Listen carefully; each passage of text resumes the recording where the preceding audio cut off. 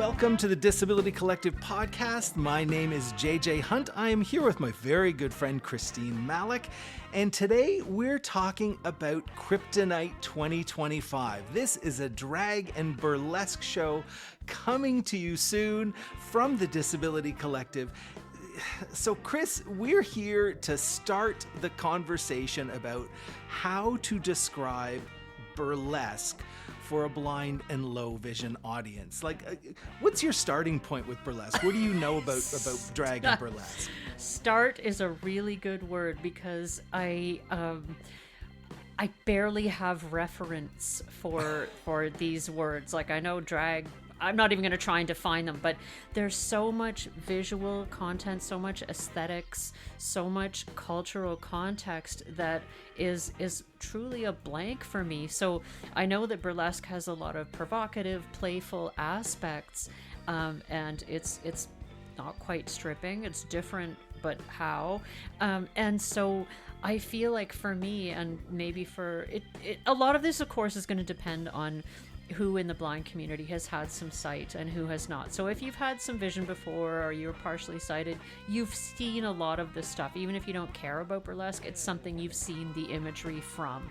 And if you've never had vision, there's a whole set of words and nuance and aesthetics that are a complete mystery to me. So this show is something I'm really looking forward to, because there's always like spontaneous applause and whooping and cheering, and what's it all about? Why is that happening? And what kind of bombastic things do the performers do or present that make this content so enduringly exciting? Like this form, it's so old and yet so contemporary. And so for me, it's going to be a complete education in culture and context and just good, clean fun. But I'm also, from a collegial perspective, working with you, I'm super curious about what kind of challenges this means for you, because this is not the kind of gig that most audio describers are doing week by week. No, this is a new gig for me, and I'm incredibly excited about it. I'm a fan of burlesque, by no means a big fan, a major fan, not a particularly knowledgeable fan. I like the old-timey, some of the classic fan dance stuff, what we think of now as classic burlesque. I've been to see some burlesque that I think would qualify as neo burlesque, new burlesque. So I'm a fan in a very casual way, but it's never occurred to me that I might get the opportunity to describe it. And there's just a raft of challenges with describing something like burlesque, trying to get the right tone, trying to use the right language that is both respectful and appropriate of, I want to be respectful of the dancers, the performers who are making choices about how they perform, what they reveal, how they reveal it, but also wanting to make sure that the language and tone I'm using is equally exciting and titillating and sexy for the audience, because that's appropriate. It needs to be. This is not going to work if I come out there as the nature documentary narrator. She reveals one bosom. Like, this is not going to work, right? I need to make sure that I get that right. So you and I have our work cut out for us as the description team that is putting this together. This is something that we've done for many shows, never done it for a burlesque before. And one of the ideas that we had, we spoke to Allie at the Disability Collective, and we said, Allie, can we talk to one of the performers? Can we have a conversation and just get to know the world a little bit more? So Allie was kind enough to hook us up with Ivory. So Ivory is going to join us in just a moment so that we can get into a conversation about burlesque and what it looks like, what it feels like, what to expect, and all of those fantastic things.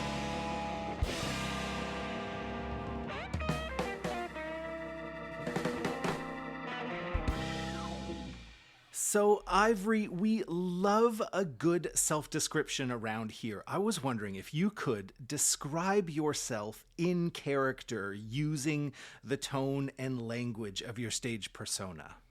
Sure.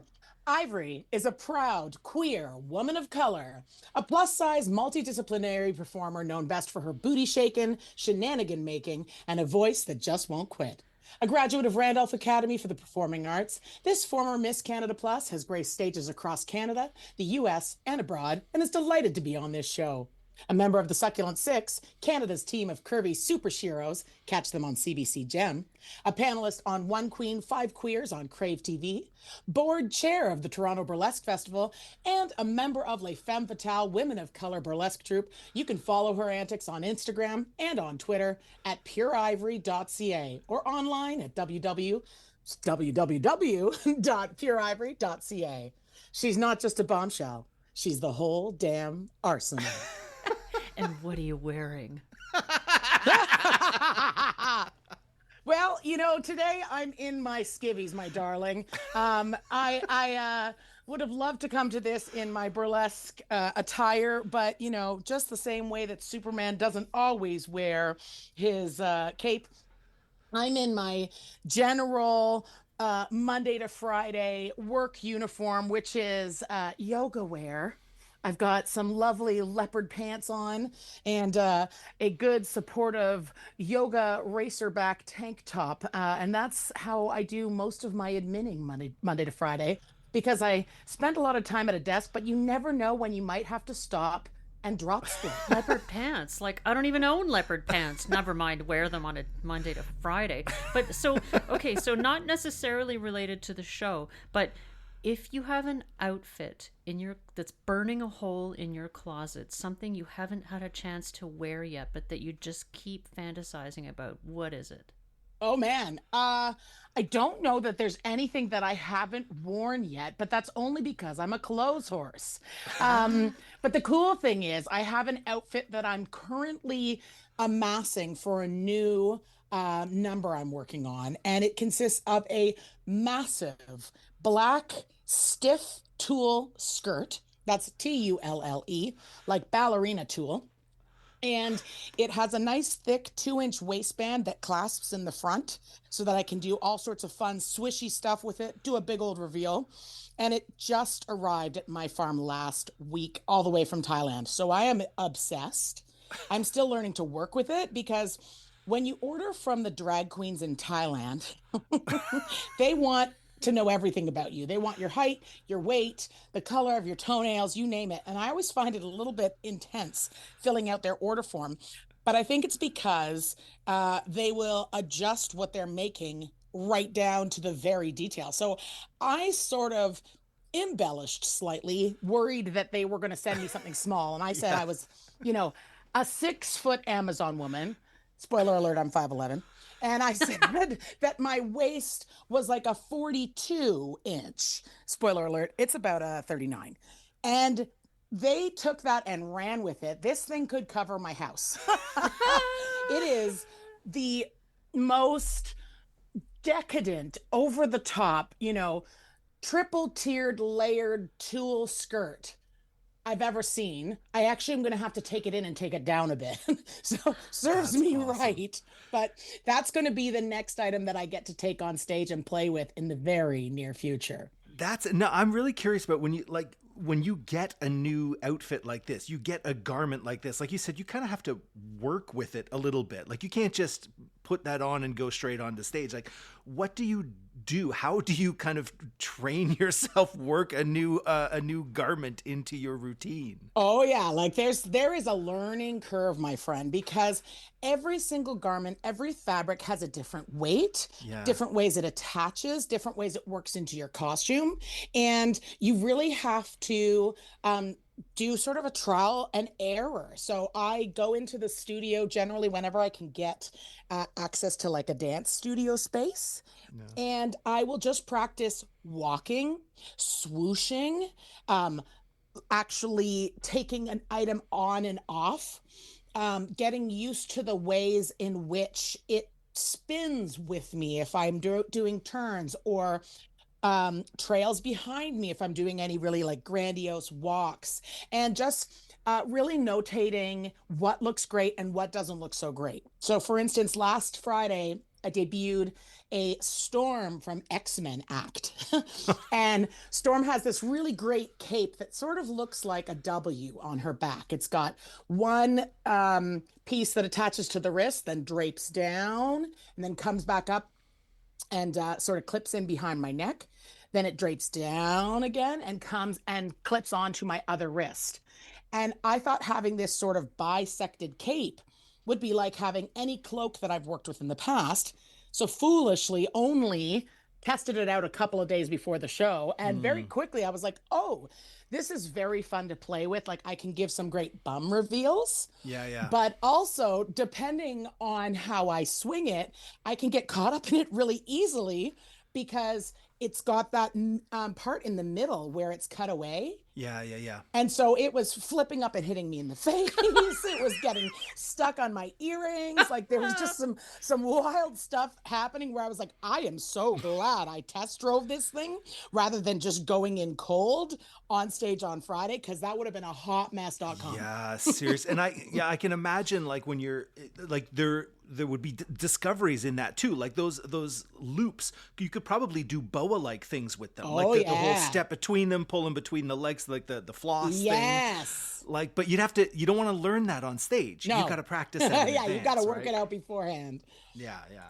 Can we take a step back? I want to know how to swoosh a skirt. Can you talk us through that? Oh, absolutely. I mean, if it's a skirt like this one I'm discussing, it is basically a semicircle skirt. So a full circle skirt is like a big old circle all the way around your body, and you are the center of that skirt.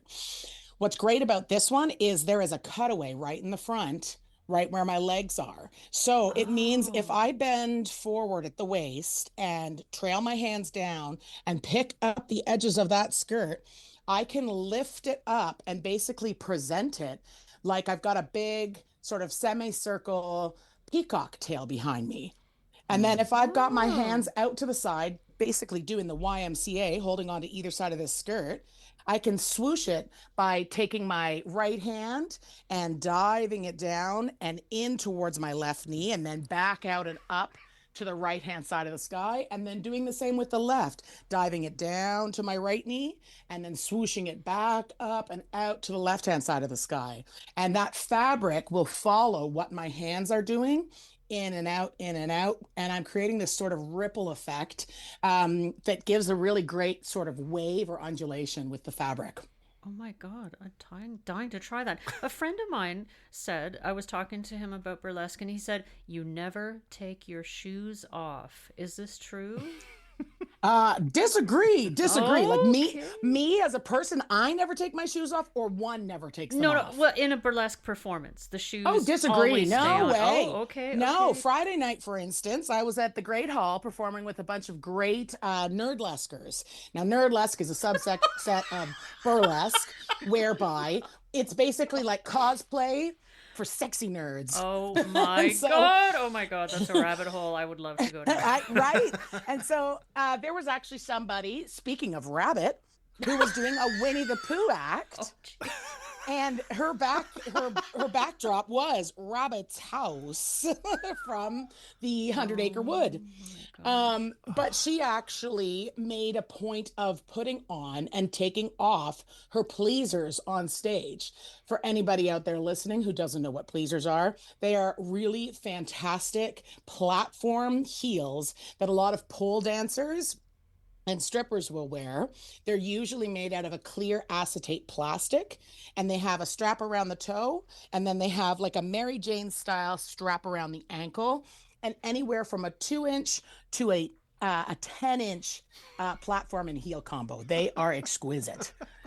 And this performer made part of her act about putting these on and then taking them off again. Wow. And the audience went wild. Yeah, I'm sure. I imagine it's a show in and of itself, taking off a shoe of that magnitude, right? Yeah, absolutely. Oh my God. I have many questions, but I'll try to. Could you please? I'm a newbie, so be gentle with me. What is the difference between stripping and burlesque? Well, burlesque is generally more tongue in cheek. It originates from the 16th century, really, and comes from the Italian word burl, which means to laugh. And so burlesque began as satire. It began as a way to punch up and make fun of the upper classes. It began as a way to sort of empower women because there was a lot of uh, horrible red tape around decency and indecency. So just, showing an ankle, for instance, in early burlesque was scandalous. Hmm. And early burlesquers were really just thumbing their noses at all of these horrible ways in which we say people can't, women can't, humans can't. As it's evolved, burlesque has remembered its radical roots of being originally comedy or comedic and storytelling, whereas strippers are generally way tougher than burlesquers. I would never try to own being a stripper because club life is great pay, but also incredibly grueling. There is so much work being done by workers and strippers in the clubs. And although they are our sisters and our family, their work is different than ours because it is different hours and generally will actually go right down to skin in terms of nudity, whereas burlesque, we usually will go down to G strings or merkins, which is kind of a little piece of fabric, often with sparkly bits taped to your sparkly bits. And we generally would go down to pasties. So those are nice little circles of sometimes buckram or nowadays 3D printed plastic often that have been rhinestone to cover our nipples. So we don't generally get as naked. We don't generally work in exotic dance facilities, but we definitely have a sisterhood with strippers and stripper culture. And we are so grateful for so many strippers and sex workers for, laying the roots and paving the way for us to come back onto the scene because all burlesque nowadays, whether it's classic or it's more contemporary, we call that neo. All burlesque nowadays is neo. We had a major moment in time when burlesque almost went extinct. It really went underground and it died off, and it came back because of stripper culture, because of the way that strip clubs kept nude dancing alive and kept this very feminine art form or feminist art form going. But what's funny, and sorry to rant, what's funny is that what actually killed burlesque in the early 19th century, sorry, what are we, we're the 21st century now, right? In the early 20th century, what actually killed burlesque was the advent of nude dancing clubs, because why would you go to a burlesque theater and see somebody in pasties and merkin and a expensive dress doing the art of the tease when you could go across the street to a strip club and actually see the whole thing? And it was the advent of nude dancing and also the change of having moving pictures coming out that actually led to the decline of burlesque. But conversely, the fact that strip clubs really thrived in the 60s, 70s, 80s, 90s showed that there was still a niche for us who wanted to make it more comedic, who wanted to make it more about storytelling, and wanted to sort of pick up the torch from where it had been left. And that's sort of what the resurgence looked like and what neo burlesque looks like today. That's awesome. Yeah, I'm really fascinated by the history of burlesque and all of the different, like you mentioned, it comes from, there's comedy in there are other skills, other talents that were brought into into the performance. It wasn't just the peel and reveal, right? Yes. Your special skills section on your resume, I have to say, is a total badass delight. I'm wondering if you could tell us a little bit about the variety, the kinds of performances that you encounter on the burlesque circuit. What skills, what things are people like, the nerd burlesque, like what are the things that you're seeing in the burlesque world these days? Oh man. I think one of the coolest things about burlesque is it's basically an umbrella art.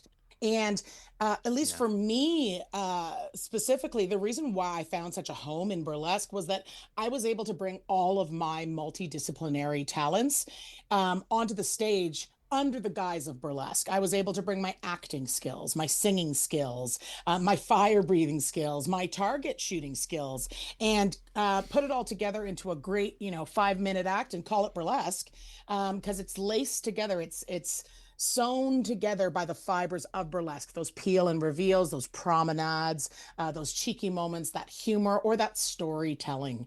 I am seeing all sorts of fantastic ways in which artists weave their special skills into burlesque. Like, for instance, there's an act coming to the Toronto Burlesque Festival this fall, where someone is doing burlesque on stills.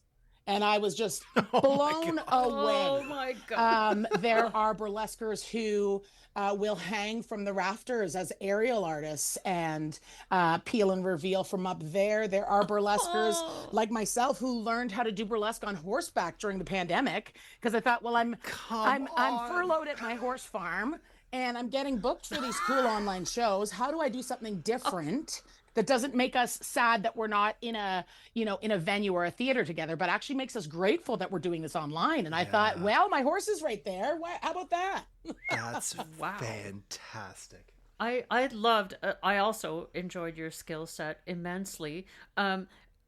Of all people, my chiropractor and I were having a discussion about ping pong shows in Thailand. I didn't know anything about this. So I'm just going to ask, I hope this is not offensive. I don't know if it's possible to offend a burlesque performer. Can you projectile shoot things out of your vagina? Unfortunately, I cannot, but I have been to a ping pong show before, and they do give you a paddle at the door. Okay, I'm just gonna move right on from that. So the fire breathing eating thing. I don't want to peek behind the curtain and ask you how it's done, but how does someone become skilled in that? What's the path that leads you to that skill? So to be clear, I'm a fire breather, not a fire eater, and they are two different arts. So fire eaters generally will use a torch that they then extinguish in their mouth, and that's what the fire eating is. Whereas I will use a torch and will use an accelerant that I'm holding in my mouth and aspirate it at said torch in order to create a plume of fire. Oh, okay. So yeah, two different arts, both equally dangerous. And to you as well. Oh my God, an aspirant in your mouth. Okay, am I allowed to ask what that is and whether it's toxic? Oh no, that's a secret. You see, that is a secret. Gotcha. So other than when you talk about the patriarchy and breathe fire, do you blow out the aspirant to like make shapes, or is it a big flame? What's the result? So the idea is it's all in the embouchure. So same way that if you're looking to play a trumpet, you really want to get the right mouth shape. We're looking to aspirate that accelerant into a very fine mist that we shoot out of our mouth as far as we can in order to create a plume of smoke when it hits the torch that's in our hand. And that way we can sort of direct a plume of fire in the area that we want it to be, whether it's straight out, straight up, off to the side, or whatnot. You can't really create shapes. The fire takes that over. Okay, gotcha. But you can determine if you're going to do, one long flame or many, many short flames. I think the most I've ever breathed in one breath and one mouthful was 7. Jeez. God. And so that would be 7 plumes of fire. Yay. But yeah, to answer your earlier question, how I got into it is I was often called a dragon lady as a businesswoman, and not in a good way. Again, to speak about the patriarchy, when you've got a man who sits in an executive role and delegates orders and is well-spoken and, a good leader, they generally will be described as, that guy's a boss. He's a man's man. Look at him go. Whereas if a woman sits in the same role and leads in the same fashion, she's a bitch or she's a dragon lady. And so I often was plagued with that early in my sort of 9-to-5 career in the events industry. And it used to really get me down because I may be ferocious and, well spoken, but I still have a heart, and I'm not overtly mean or rude. I'm just direct and Yeah. know what I want. Yeah. And so I realized later on in life, you know what? I'm going to take that term and I'm going to reclaim it. The same way that I've reclaimed fat as a plus size performer, the same way that as queers, we've reclaimed the word queer. Mm-hmm. And I said, I'm going to become a lady dragon and I'm going to do an act as a dragon. I'm going to build a burlesque act. And then I said, I'm going to learn how to eat fire, was my thought. And I said this around the dinner table to my unassuming father and my lovely supportive sister, but both who, you know, are the complete opposite of me in terms of personalities. And I thought I may shock them a bit, but like I was also just happily excitedly talking about it. And my father doesn't miss a beat. He just looks me dead in the face and he says, don't eat fire, breathe fire like your mother did. Which I had no idea my mother used to be a fire breather. I lost her in 2010 after a very valiant battle with cancer. And she was 5'2", a black ballet dancer, PR agent, artist, just absolute spitfire. Mind the pun. But this was the first moment that I actually learned she had also been a fire breather. And so right then and there, I said, okay, that's it. I'm going to apprentice. And it was actually my boss at the time at my day job had caught wind of this. And my hubby, who got together and reached out to the circus community here in Toronto to find a teacher who was, well, not a teacher, a circus performer who was willing to take me on as an apprentice. And the fabulous David Ito of Illuminaire Entertainment, also known as Katkusuchi Ito, took me on under his wing, and I now call him Fire Daddy. And that was about 2017. So 2025 minus 2017 is 8 years ago, friends. For 8 years, she's been a fire breathing dragon, and the rest has been history. Amazing. Amazing. Now, as I said, I'm a newbie to burlesque, and I'm getting this strong sense that there is a lot of playing around with boundaries, and they may be overt, they may not be, but you sort of know them because of the feeling you get when you cross them. And I don't know if that's accurate, but can you talk about the role that boundaries play, either the expressed ones or the unexpressed ones, in the performance of burlesque? Sure. I mean, in terms of boundaries in burlesque, burlesque is an inherently feminist art. It is an inherently queer art. It is an art form that since the 16th century has been a way to express desire, pain, questions, anger, and hope. Which is also, hand with queerness and with marginalization and sort of the uprising of marginalized folks. So it's the storytelling and performance that is inherent in burlesque, is looking for justice for class, gender, and race iniquities, and really just refuses to accept things as they are. So I wouldn't walk into a burlesque show nowadays and assume that you can be, a right wing, Trump supporting extremist and think that you'll find your people there. Generally, the people who are performing and programming burlesque are there because we are voices for change. And as we say, art imitates life. And so we are out there on the front lines telling our lived stories and embodying our pain, but also our survival, and turning that into art on stage. So you may have sexual assault survivors doing a piece about their rebirth or reclaiming their sexuality. You may have people on stage doing pieces about domestic violence, about homophobia, about fat phobia, xenophobia, you name it. I do a piece that I call Human, that I actually crafted in 2016 when Trump was first elected.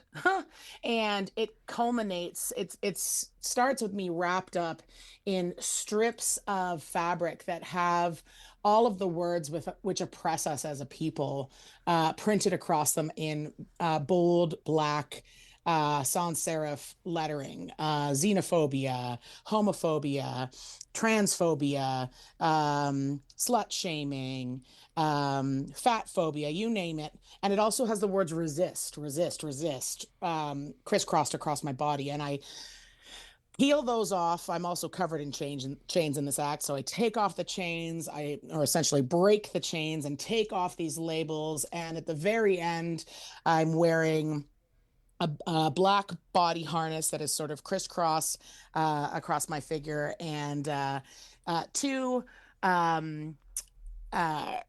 pasties that are the feminist fist symbol.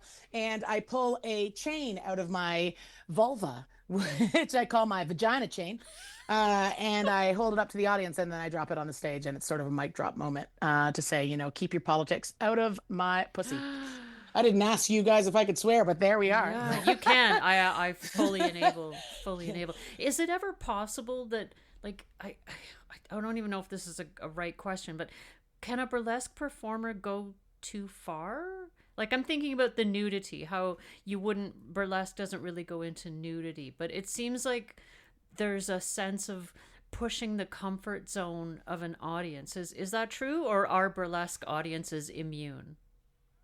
Well, I mean, it really depends on your audience. You generally have a pretty strong following in burlesque that are also usually left-leaning, usually progressive, usually politicized, and generally share the same feelings and sentiments, even if they haven't actually been to a show before. But every now and again, you do get a pearl clutch in the front row. I've seen it. I've absolutely, Do you live for that moment? Is that like? It really depends on the scenario. Like, there are moments when I'm like, are you sure you want to book burlesque for this corporate gig, fundraiser that is happening in this banquet hall? Oh, yes, absolutely. And, you get there and the whole place is carpeted.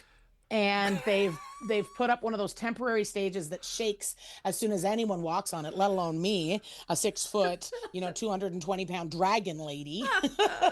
And there are children in the front row. Uh-oh. But no one is doing anything about it. And we're cross-checking and checking with the person who's booked us that, like, everyone's okay with this. Oh yes, everyone's very excited. And then you get on stage and you do your first robe drop, and the entire audience is silent. Yeah, they thought it was going to be some sort of little Betty Boop moment. I don't know what they were expecting, and we try. Like, we do our best to educate, especially when we're booking, especially with corporate clients. We will always ask if it's appropriate for a pasty reveal. We will give, a whole preamble of what to expect from burlesque, that it is not Moulin Rouge, but, yes, we can do that aesthetic if you like, but you'd be surprised. We still run into all sorts of funny situations. Yeah. So, it also depends, and this is one of the things that we are still very much fighting in Toronto, is that there are bylaws against stripping or suggestive dancing is what the bylaw is in Toronto. Define that. I know, it's wild, right? And we still every now and again will have a bylaw officer come in to raid a bar where colleagues are performing at, or a club, or anything outside of a theater. Theaters have different rules, where they'll try to apply these very antiquated laws to us, or if they've seen something that goes beyond your standard G-string and pasties, they'll fine you, because we don't have our exotic dancer licenses, which again is another thing that defines the difference between a burlesquer and a stripper, is that at least in Toronto proper, strippers get their exotic dance license. Burlesquers don't. And that's because we're not allowed to go down to bare skin unless we're in a theater facility or a dance facility, because often they do that kind of stuff with modern art and with, theater productions and whatnot. So it's a little bit of a loophole for us. But otherwise, there's still all sorts of horrible antiquated puritanical laws that still seek to limit what burlesque dancers do in and around the GTA, That's wild. That's There was wild. there was a colleague of mine a couple of years back who was fighting the bylaw officers in Hamilton because they said that she bent over and exposed her anus, and they stopped the show and they fined her and one other performer. And the gals are, most of the people in burlesque are quite educated. So they took it to the Yeah. media and they took it to court, because not only was it highly puritanical and ridiculous what they were charging them with, because again, it was like dancing in a provocative manner was the actual like antiquated law that applied. But she hadn't exposed her anus. She was wearing what we call safety panties. So like not only is she wearing like her good burlesque costume that is like highly rhinestoned and that, spoiler alert, we don't wash a lot. She was wearing a secondary pair of underwear under it, because if you do have something shift, you want a backup under Right. there. And so Right. this weird lady who had gone in on behalf of the Hamilton Bylaw Association went in and was just apparently totally put off by what she was seeing, and basically made up a bunch of charges against them so that the show would stop and that whatever she was throwing at the wall, something would stick. Yeah. But it actually didn't work in her favor because there was 50 or 100 patrons there watching the very same performance. She said, there was no anus. What do you mean? Yeah. Show me the anus. Show me the anus.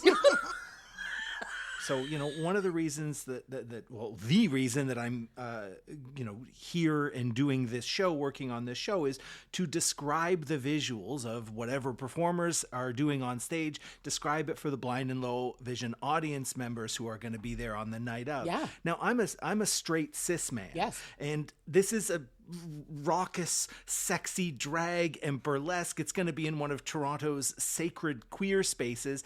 And I don't take any of that lightly.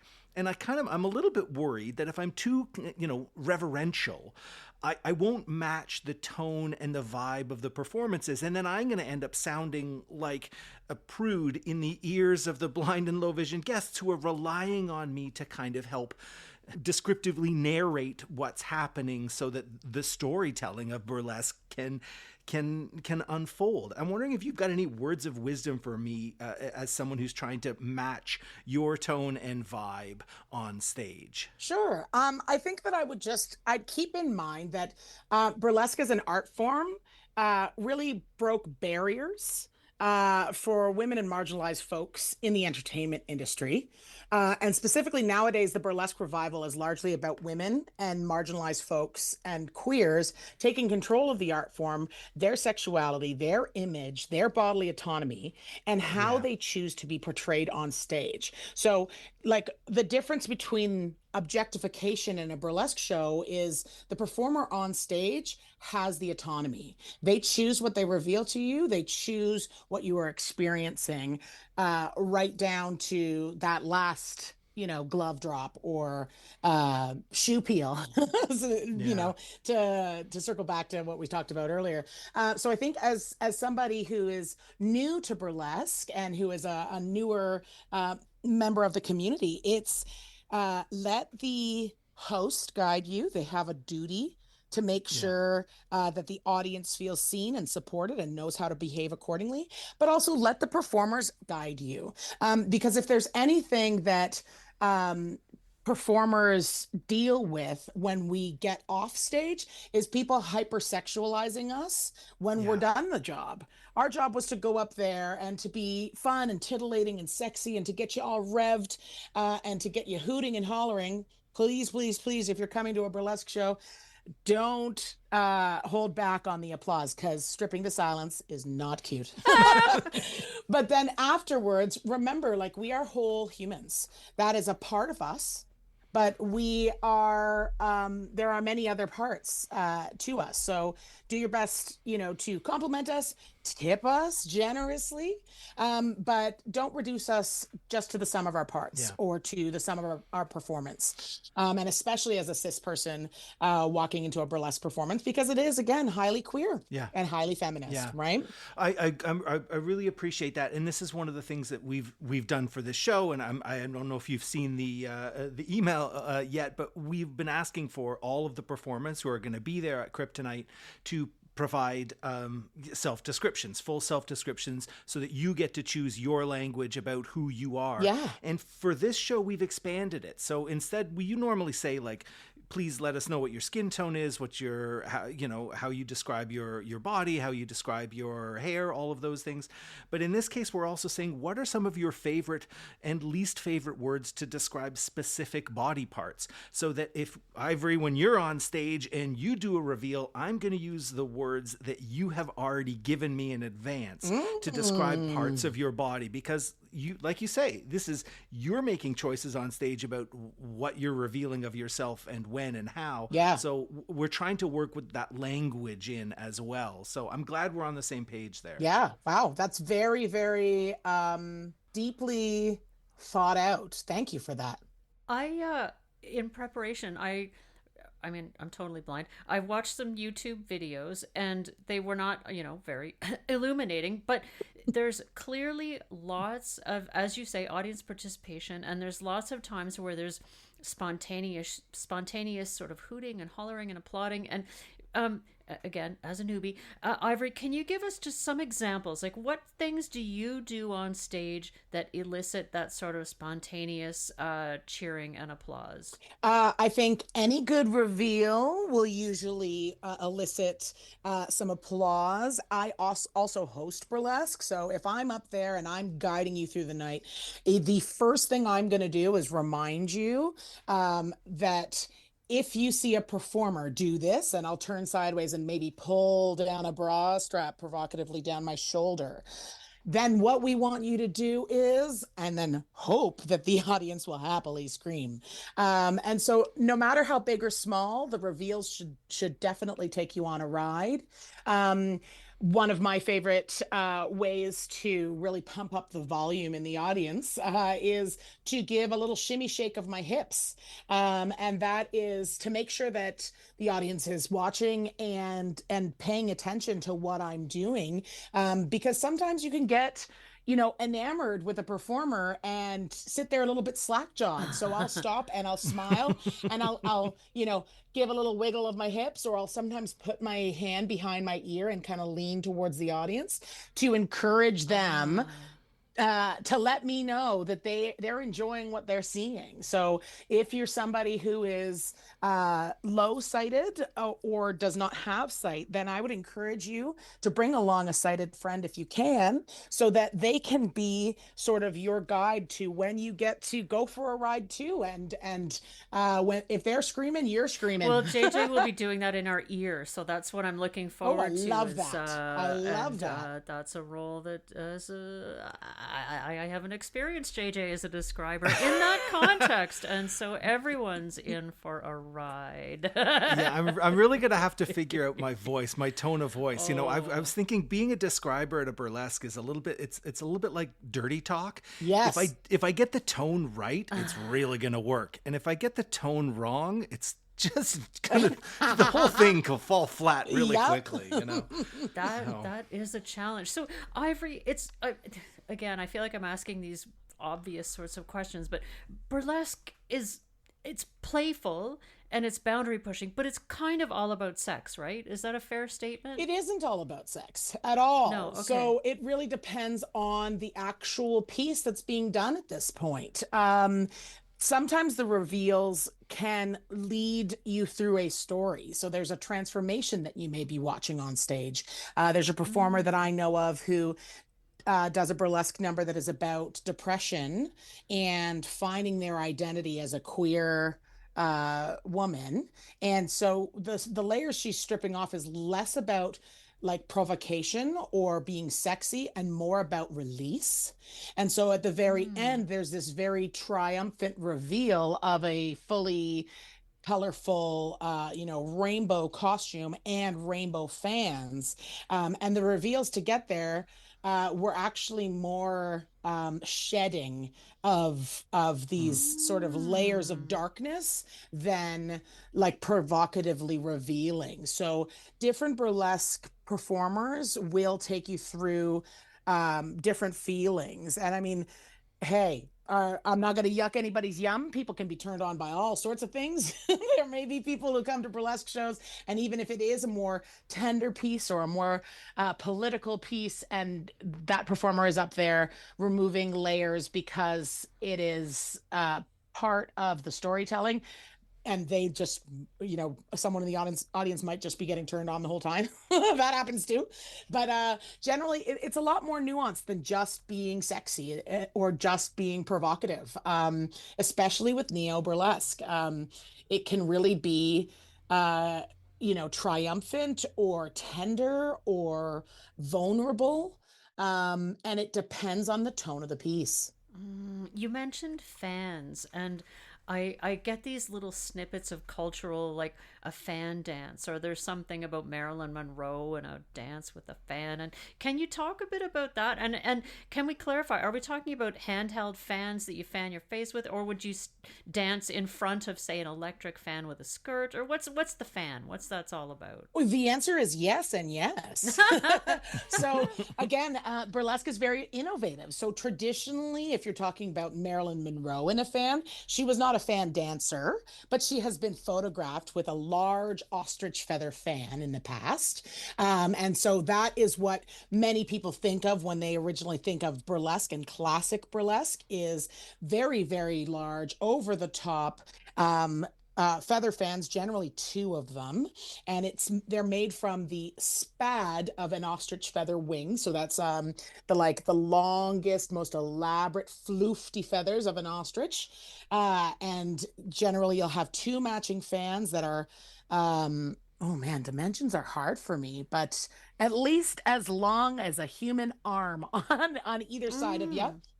And they will use those to conceal or reveal part of their body, part of their costume, their bum, and do all sorts of elaborate moves. But again, burlesque has evolved. So, for instance, on Friday night, for my Storm act, I did use an electric fan at the front of the stage. And it was part of the preset that I asked the crew to set up for me, was to put down this electric fan at the very front of the stage, so that at one point I could, quote unquote, fly as Storm in front of that fan, and it could sort of swoosh my hair back and swoosh my cape around. And I really was able to play in and out of that, the wind that electric fan created. And the fans that I was describing earlier in the burlesque performance, where the performer went from being, very depressed and repressed, and then came out as a queer woman. Those fans were actually just little hand fans, very small, that you could use to fan yourself, but they have a silk tail attached to them. And those silk, they're called belly dance fans. Those silk hand fans are used to create beautiful imagery in front or behind a performer or around them, because they have these long silk tails that can trail and be used in different ways to create shapes or movements or sort of waves in air in front of the performer as the performer works them with her hands. I have one more question. I'm planning my outfit for what to wear for the burlesque show, and I have this dress. It's all sequiny and like above the knee, and there's fringes and stuff. Do I go with fishnets or bare legs? What's more appropriate? Well, I mean, it's been cold, my friend. I would normally say bare legs, but I don't know what our weather has been up to these days. That's true. But this does not feel like June. I don't know about you. That's true. I put my garden in 2 weeks ago, because I always put it in May 24, and I've already had 3 baby cucumber plants die from cold. No. So I would say, look at the weather, because Okay. no one will fault you for having fishnets on, but you will kick yourself if your little knees are knocking, because it's, a chillier night than expected. So comfort, there's a place for comfort. There really is. There really is. And again, this is about the revolution, the neo-burlesque revolution that we're really part of right now. Contemporary or neo-burlesque looks a lot different than its counterpart. You know, there was even as recently as like 10 or 12 years ago, burlesque in Toronto wasn't so highly political. There was a lot of thin, white, able-bodied burlesquers who were performing the art, and that was already part of the neo revolution. But even still, just in the last 10 or 12 years, the way that marginalizations have taken center stage, the way queerness has taken center stage, has also made room for burlesquers and our audience to come as you are. You know, like I don't perform in heels. I cannot. I live with three kinds of arthritis. And when I restarted burlesque in 2016, I originally was in heels because I thought that's what you do. As a burlesque dancer, you should be wearing heels. And part of my journey and, you know, my reclamation of this art was recognizing that meeting my body where it's at is more important to my performance than keeping up with some sort of strange ableist beauty standard like wearing heels if I know that it's going to actually hinder my performance and hurt my body, Here, here. you know? Ivory, this has been a fantastic conversation. I am so looking forward to CRIPtonite. I'm so looking forward to catching you on stage and describing your act, your performances for the crew. Thanks for this conversation. This has been amazing. Thanks, Ivory. Oh. Keep breathing fire. It's my pleasure, guys. Thank you for having me, and I can't wait to thrill you.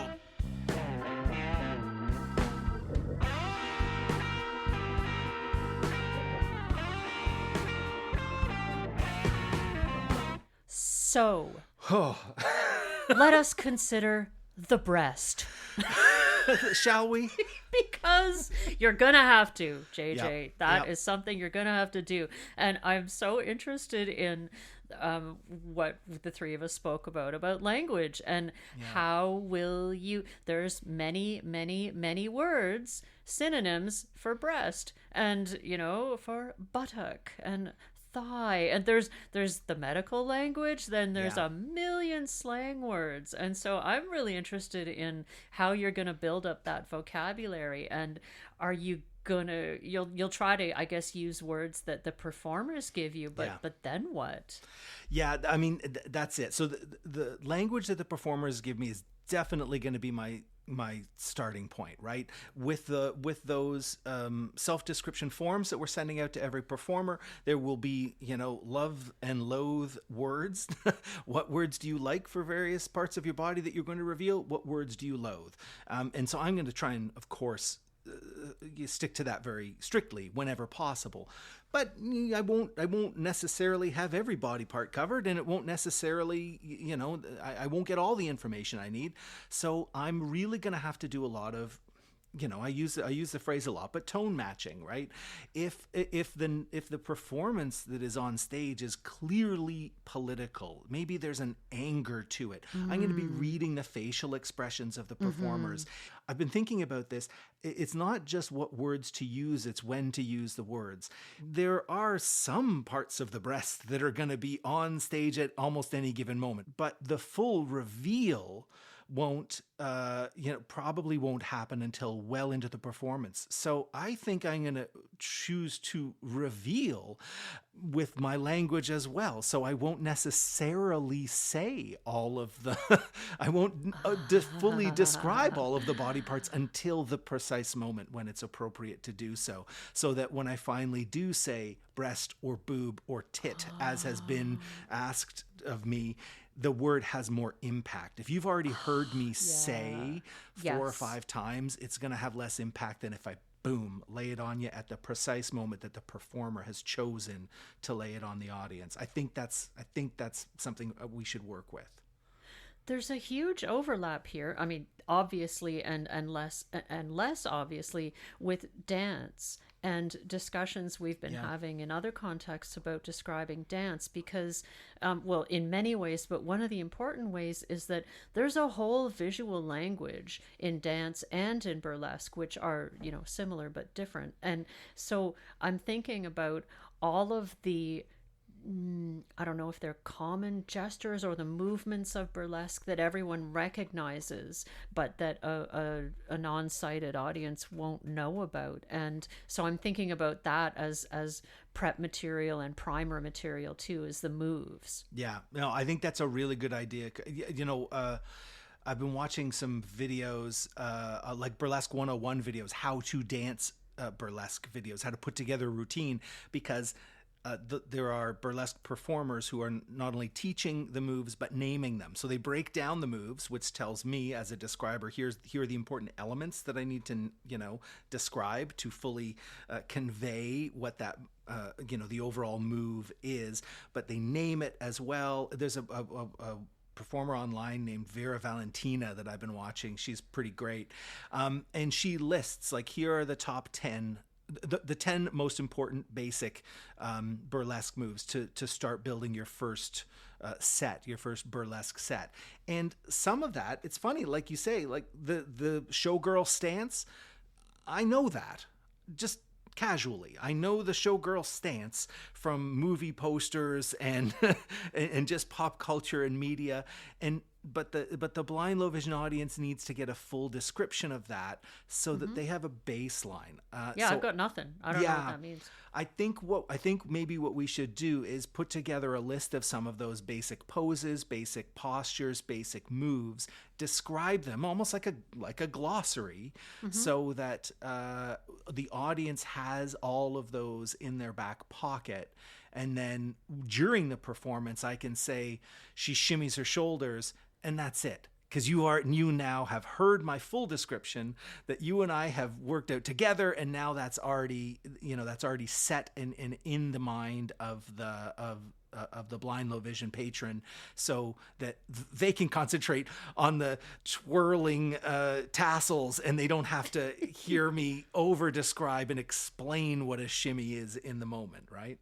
I'm also thinking about the what Ivory kind of talked about, the crowd enthusiasm and how that's so encouraged, and it's so alive, and it's such a vibrant part. And I really feel like you've got your work cut out for you to match that and to synchronize with it and give the description user are you going to be able to see any of the performances in rehearsal, or are you totally winging it on the night?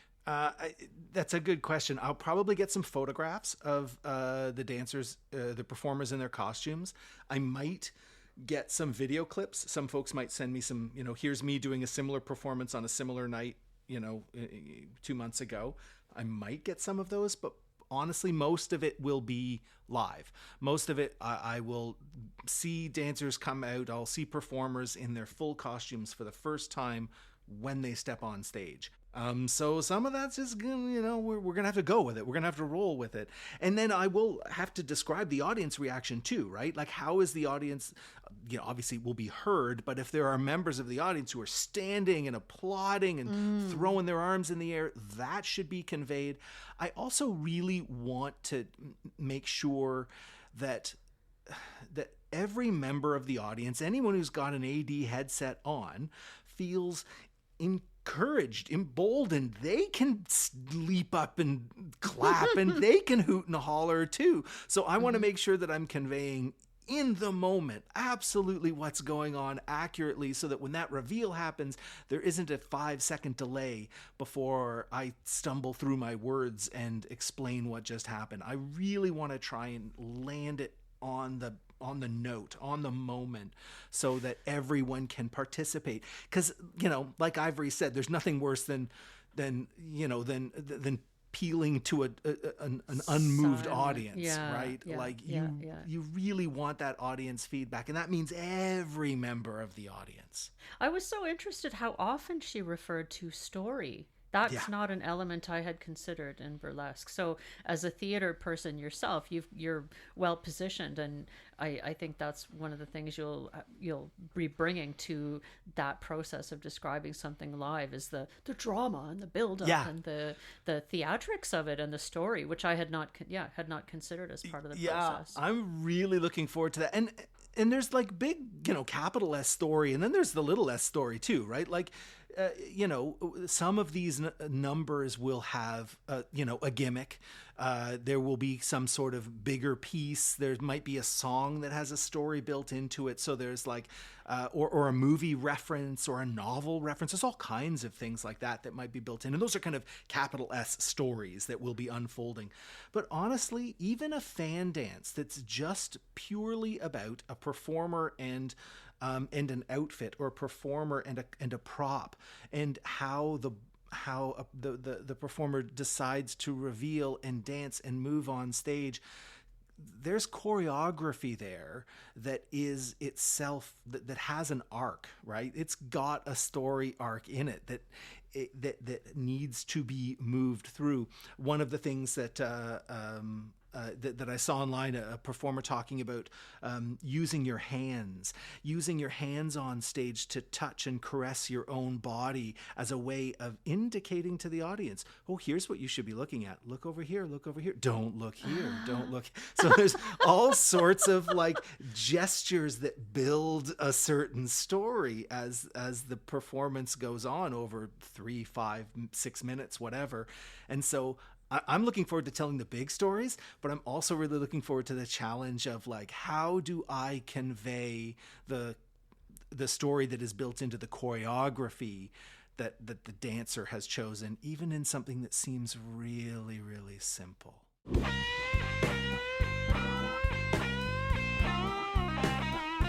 Chris, this is going to be a show like we've never done before. You're going to be there on the 25th? I am so going to be there. I have this fabulous dress. I wore it once somewhere else, and someone said, I hope you're going somewhere else after this because the dress is so great. So I'm fully ready. I got a great dress outfit, and I've never attended a show anything like this, and together you and I have never done any kind of work like this. So come on out on the 25th because it'll be a night like no other. CRIPtonite 2025. Toronto's fierce, radical, and unapologetic deaf and disability-led drag and burlesque show will be peeled and revealed on the night of June 25th at Buddies and Bad Times Theatre. All the juicy details can be found on the Collective's website, thedisabilitycollective.com/CRIPtonite 2025. Captions, deaf interpretation, and audio description will all be available on the night of the show, and our description-rich audio primer episode will drop in the coming days. So, unclutch your pearls, tassel up, and grab your tickets now.